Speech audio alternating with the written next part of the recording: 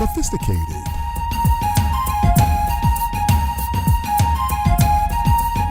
Thought-provoking.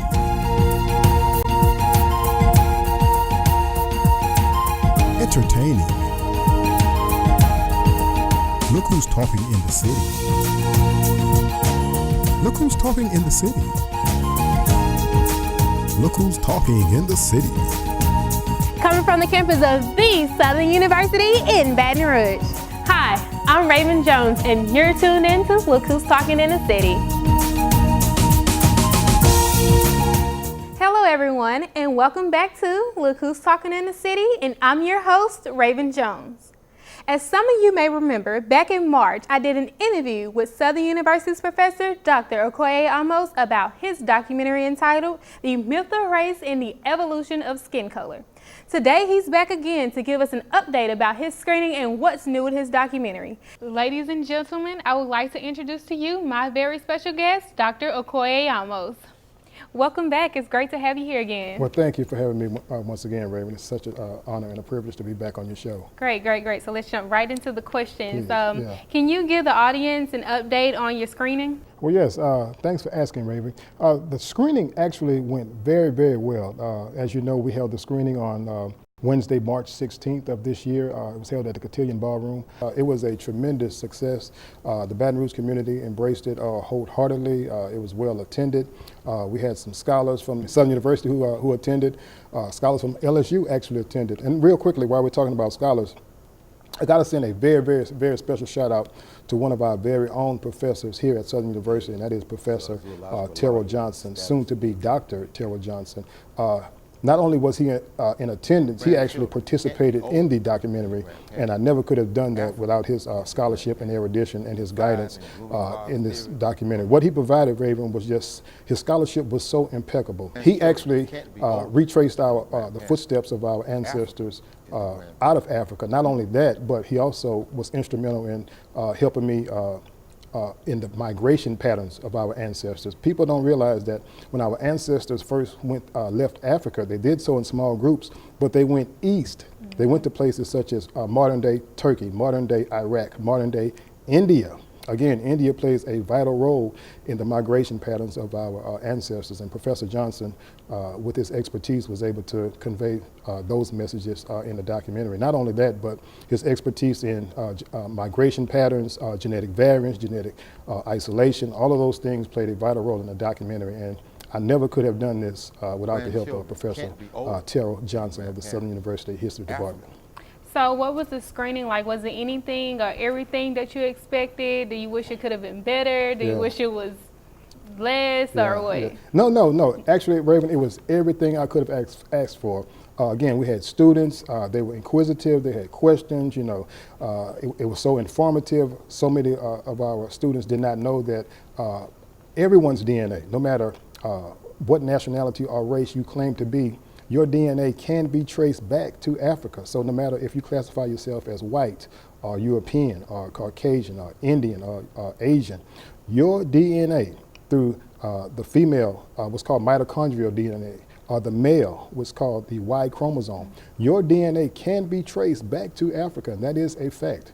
And so again, it was well attended. We had a lot of students, very inquisitive students, and it was well received by the Baton Rouge community. Great, awesome. So for those who may not have seen the documentary yet, or even caught our first interview, can you share with us or share with them a little bit about what the documentary is about? Well, the documentary actually has three elements. The first element, once again, involves retracing our species, Homo sapiens, back to Africa. First of all, we have to define what a species is. A species is a fertile group that can produce an offspring. And if that offspring can grow up, Rae'Ven, and also be fertile and produce more offspring, then we're the same species, okay? So no matter what nationality or race you claim to be, white, black, Hispanic, Indian, Asian, whatever race or nationality you claim to be, we're all the same species, because again, if you can produce a fertile offspring and then an offspring grows up and that offspring can produce another offspring that is also fertile, you are the same species. So again, retracing our footsteps of our species, Homo sapiens, back to Africa. Now, the second part of the documentary, Rae'Ven, entails the biological process which causes us to look different. There's a reason why people who classify themselves as Asian, or people who classify themselves as European, people who classify themselves as African, or so forth, there's a difference why we look different. And so the second part of the documentary entails the biological process which causes us to look different. Real quickly, Rae'Ven, the human body is simply amazing. It is really a miracle. So what happens every time that a man's sperm fertilizes the egg of a female, it's copying 50% of its genes from his mother and 50% of his genes from his father. But sometimes, Rae'Ven, those genes aren't copied correctly, thus causing a mutation, which means a change in the DNA sequence. Now, a mutation is not a bad thing. Actually, it's a good thing, because without that small mutation, Rae'Ven, we would all look the same. This is why identical twins look the same, because they have the exact same DNA sequence. So when that mutation occurs every generation, this is why you and I look different. This is why you may have your father's nose and your mother's eyes. You may walk like your mother and look just like your father. If our species, Homo sapiens, is estimated to be 200,000 years old. Now, if a generation is 20 years, then that's 10,000 generations of genes mutating. So think about 10,000 mutations of different nose size, 10,000 generations of different lip sizes, 10,000 generations of different eye color, 10,000 generations of different hair texture. Once you understand that, how those mutations are small, but once they multiply exponentially, then this is what causes us to look different. And so if you look at Africa, you go to West Africa, you see a lot of people with phenotypes such as mine. You see people with coarse or kinky hair, wide noses, and thick lips. You go to East Africa, you see totally different types of African. You see people with jet black skin, but their hair is extremely straight, just as straight as someone who classifies themselves as European. And they have thin noses and thin lips. This is why, once again, we look different. It's that small mutation that happens every generation. And once those generations are multiplied exponentially, the end of the head is going to look quite differently from the beginning. But then the third part of the documentary challenges a long-standing theory that the evolution of skin color is a result of humans' proximity to the equator. That is, the closer our ancestors lived to the equator, the darker their skin was. And then when our ancestors migrated away from the equator, their skin color turned lighter. Now, if that's true, we should see dark-skinned people living in places like England, skin turning lighter. Or we should see extremely light-skinned people who live in places such as South Africa, their skin should be darker and producing darker offspring. So it doesn't make sense, to make a long story short. That theory about the evolution of skin color is a direct result as far as our ancestors living to and from the equator. It does not make any sense. So I challenged that theory and asserted a new theory based on my research that the evolution of skin color is actually stems from a skin pigmentation disorder known as oculocutaneous type 1 albinism and oculocutaneous type 2 albinism. So the documentary again entails those three elements: retracing our species of our ancestors, Homo sapiens, back to Africa, the biological process which causes us to look different, and then 3, challenging a long-standing theory that the evolution of skin color does not come from our proximity, humans' proximity to the equator, but from a skin genetic mutation disorder that happened thousands of years ago, which we presently call oculocutaneous type 1 albinism and oculocutaneous type 2 albinism. So can you, let me say this. Yes. I hear that the Houston station, or a station out in Houston, has invited you for an interview about your documentary as well. Exactly. So can you tell us what that's about, or which station? Give us a little information on that. Exactly. Yeah. It's, the documentary, once again, Rae'Ven, has been well received by the scholarly community. Now, it has come under scrutiny, but I knew that once I did the research on it, I knew it was going to come. It was going to be scrutinized, but the facts are irrefutable. But to go back to what you were saying, it's the Fox affiliate in Houston. They saw the documentary and they saw the trailer, and they were very, very interested in it, and they invited me out to do a presentation. They interviewed me on their morning show, and it was a tremendous success. I got a lot of positive feedback from the Houston community, and they embraced it wholeheartedly. And once again, it's so important, Rae'Ven, for this conversation to be had, because when we look at race is just like the tooth fairy. It's just like the Easter bunny. It's just like Santa Claus. It's fake. It's not real. There's no such thing as white. There's no such thing as black. There's no such thing as European. And so many of us have been lied to. We've been misled. We've just been led down the wrong path. And it's time to have a candid discussion about race, in particular, the invalidity of race. For example, if you take the word Europe, people who classify themselves as European, okay, let's look at the etymology of the word Europe. Now, the word etymology means the study of the origin of word. Every word has an origin. Is it Latin? Is it Greek? Is it Hebrew? Is it Coptic? Is it Demotic? Every word has an origin. Now, the origin of the word Europe actually stems from Greek mythology, something that never happened. That word stems from Greek mythology, from a story about a so-called god by the name of Zeus and his love and affection for a Phoenician princess by the name of Europa. So the word Europe comes from Greek mythology, something that never happened. Europa, a Phoenician princess. So where does that leave people who classify themselves as European? You're claiming the name of Greek mythology, something that never happened. People who classify themselves as Caucasian. The word Caucasian actually stems from a man by the name of Johannes Frederick Blumenbach. Blumenbach said that this particular category of people, their skin was so beautiful, it reminded him of the snow of the Caucasus Mountains. So these words are nebulous. They actually mean nothing. And we know that the word white, the association that has been attached to that name. Now, let's look at the etymology of the word India. The word India actually stems from the Sanskrit word Sind, S-I-N-D, because that river, which is presently known as the Indus River, was once called the Sind River. So it was first called Sind, and then was called Sindhu. And then it turned into Indus, again from the Indus River, then from Indus, India, which is the Greek name. So when we classify ourselves as these are names that have been given to us. Another example, some people say that they're Irish, but the original name of Ireland is Hibernia. But you don't hear people going around saying, I'm Hibernian. They say, I'm Irish, but that name, the area was once known as Hibernia. So again, these names have been given to us and we have adopted these things. The original name of Ethiopia is Cush, but you don't hear people saying, I'm Cushite. They say, I'm Ethiopian. But that whole area was once known as Cush. But Ethiopia is the Greek name. That's the name that the Greeks assigned that name, which means burnt face. So again, we claim these names, we claim these nationalities, but we don't understand that these are names that have been assigned and they have been given to us by other people. The same way your name is Rae'Ven. Your mother or your father told you your name was Rae'Ven. And then you hear everyone else call you Rae'Ven, so you say, guess what? My name must be Rae'Ven. So this is how it works.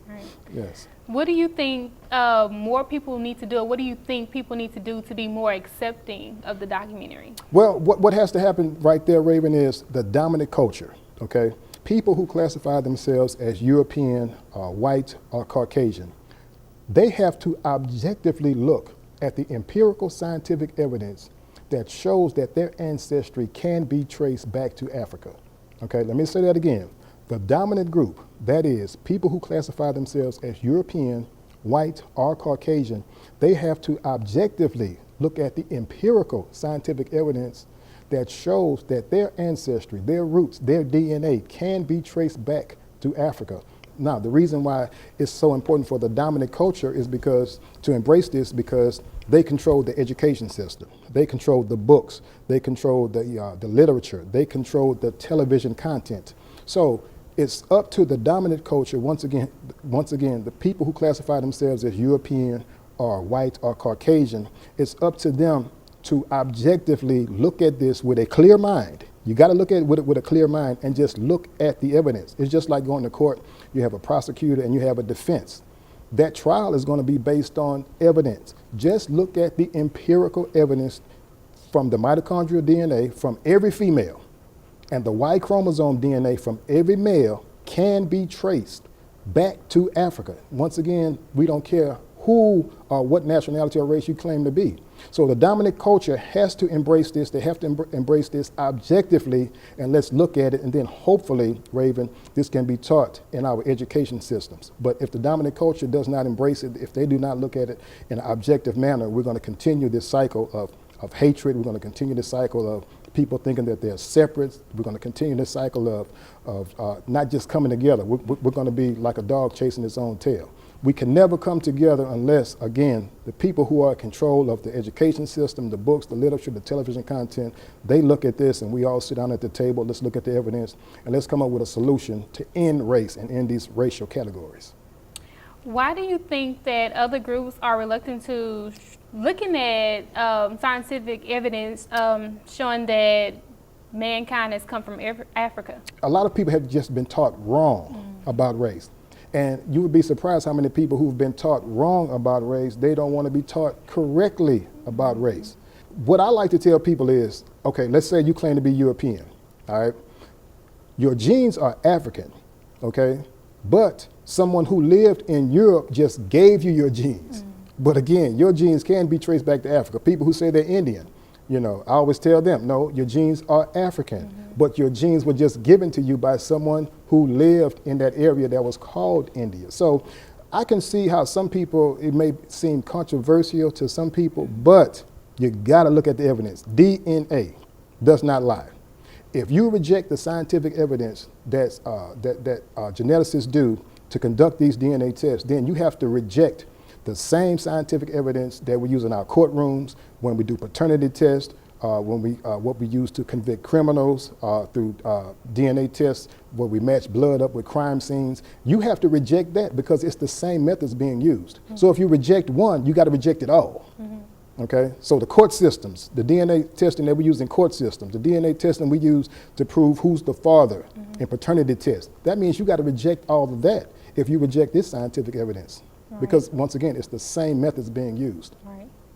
Where do you see this process going from now? Do you see it being big future, something small, something that's going to carry on forever? Like, what do you see about that? How do you see that? Rae'Ven, my plans are once again to continue marketing, to continue advertising, to continue to beat down doors to the leaders of our community. So I say to my councilwoman, Tara Wicker, you're going to be hearing from me real soon with this documentary, and hopefully, you know, you and I can sit down at the table and we can implement a plan to possibly put this, propose a plan to look at this, putting this into the curriculum, hopefully here in East Baton Rouge Parish. My plan is, I hope it goes worldwide. I hope it's taught worldwide, because this is the only way that I can see that this hatred, this separatism, this uniqueness that some people think, you know, well, I'm unique because I'm this nationality, I'm unique because I'm this race, I'm unique. No, we're all the same. We're all 99.9% the same. That 0.1% is what causes us to look different, the different nose size, lip sizes, skin color, hair texture, etc. But hopefully this thing will go worldwide eventually, because this story in particular, again, I keep saying the same things, but this false story about race, the truth needs to be told. Now, you would be surprised how many people actually know that race is a myth, that race is man-made, that race is made up. But if we actually know these things, then why not teach the alternative? Why not teach the truth? If you know something is false, then let's teach the truth. Let's allow people to see the world that they view in a different light. So unless we're teaching people why we look different, we're going to continue this separatism. We're going to continue to have this hatred. We're going to continue to have this animosity. We're going to continue to have people who think that they're on one level, while other people may think that they're on another level. We're going to continue to have these discussions. If you look at right here in Baton Rouge, we have this big controversy about changing the name of Robert E. Lee. We're going to have keep having these racial divide, this division. And it shouldn't be like that. We should be united. We should be on one accord. We should be on the same page. And again, hopefully this will go worldwide in the educational systems, because it's sorely needed. So with all that being said, can you tell us what's next for you? Do you have anything major planned? You have a part 2 coming out, something we don't know about? You want to kind of spill something for us? Well, actually, Rae'Ven, what I'm going to do is, I'm going to continue my research, and my research is going to continue back in India. I'm planning on going back to India next year. But India holds the key to this whole thing. And the reason why I say India holds the key to this whole thing, Rae'Ven, India is the only place that you can go in this world. You're going to see the exact same skin colors as you see in Africa. From the light skin to the jet black, midnight blue hue. That is not an accident. The fossil records shows that our ancestors went east, and India is one of the first places that our ancestors settled in. Now, this another reason why India holds the key. Again, India has a direct correlation with Africa. India also has a direct correlation with Europe. Now, what do I mean by that? When you look at an Indian and you're looking at someone who classifies themselves as European, you're looking at the same person. That European is just a light-skinned version. Now, how did that skin become light-skinned? It became light-skinned because of a genetic skin mutation that's known as oculocutaneous type 1 or oculocutaneous type 2 albinism. Now, the word oculo pertains to the eyes. The word cutaneous refers to the skin. The person on the left has extremely dark skin. The person on the right has extremely light skin, but they have the same phenotypical features, the same straight hair, the same nose size, the same lip size. The only difference is the color of the eyes and the color of the skin. So again, it goes back to the word oculocutaneous. Oculo refers to the eyes, cutaneous refers to the skin. It's a skin pigmentation disorder that affects the eyes and the skin. So when you see someone with blue eyes, all that means is their eyes, the iris, can't produce melanin. So their eyes won't be brown. They're going to be another color. They could be blue or they could be hazel, but they won't be brown because the iris is not producing melanin. The same way with the skin. When you see someone with extremely dark skin, you see someone with extremely light skin. The only difference is the person with extremely light skin, such as people who classify themselves as white or European, their skin isn't producing the amount of melanin as a dark skinned person. But we have the same amount of melanocytes. Melanocytes are the skin producing cells beneath the skin. We both have the same number of melanocytes. One is just pumping out more melanin than one, and the other one is pumping out less melanin than the other. But it's the same amount of melanocytes. So again, we're the same species, but it comes down to that one word, melanin, which is the production of color. So let's pause for a minute and let's show the audience a preview of the documentary. Okay, great. Let's do that. I had one founder group leave Africa and form the Eurasian population. And then the founder group that formed the Americas left Eurasia to form the Americas. So they had a subset of what was in Eurasia, which was a subset of what was in Africa.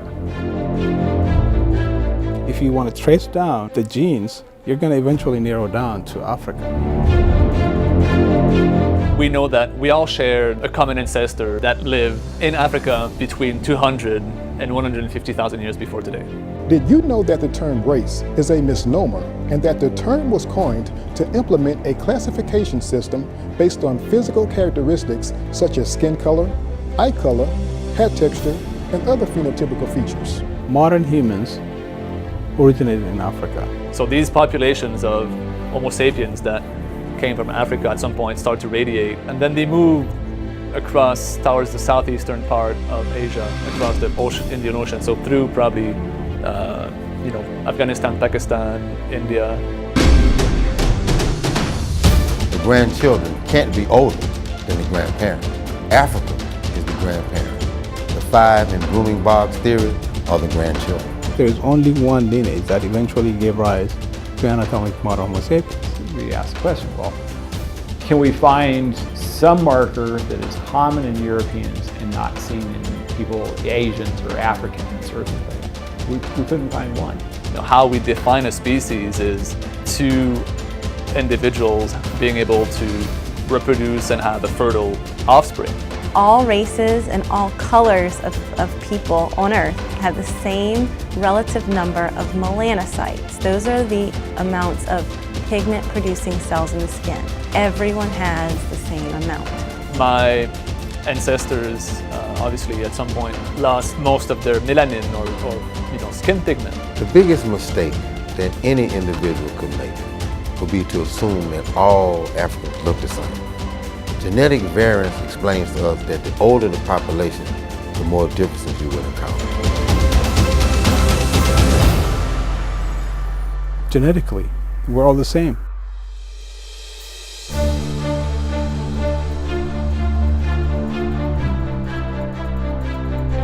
Can you tell the viewers how they can get a copy of the documentary, view the documentary, and also tell them how they can contact you to get more information? Exactly. To get a copy of the documentary, you have to log on to www.maatfilms.com. That's www.maatfilms.com. Now, if you would like to see a trailer of the video, you can also view the trailer at that website, maatfilms.com, or you can go to my Facebook page, which is The Myth of Race and the Evolution of Skin Color. To schedule a speaking engagement, or if you like more information about the documentary, or if you'd like to do a presentation, you can reach me at area code 225-288-4239. Once again, that's 225-288-4239. And real quickly, I got to send a very special shout out to Dr. Troy Allen. I forgot to mention him as well. Dr. Troy Allen allowed me to do a screening at LSU, Louisiana State University, and it went out and it went extremely well. So I got to again send a very special shout out to the man who I refer to as the master teacher, and that is Dr. Troy Allen, for allowing me to also have a screening at Louisiana State University. All right, I would like to thank you for coming here today and sharing with us the information about your documentary. Yes. And I want to wish you the best of luck in your future and everything that you have planned, and just know that you do have a support here at home with us. All right, thank you so much, Ray. Once again, it's been a pleasure being on your show, and thank you once again for allowing me to be on your show once again. There you have it, ladies and gentlemen, Dr. Okoye Ahmose. I want to thank you for tuning in to Look Who's Talking in the City. And again, I would like to thank Dr. Okoye Ahmose for coming out and sharing information on his documentary with us. And you can also check out any missed episodes on YouTube at Look Who's Talking in the City, or contact me on my Instagram and Facebook page. As always, keep faith and keep God first, and we'll see you next time on Look Who's Talking in the City. The preceding program was brought to you by the Southern University Mass Communication Department.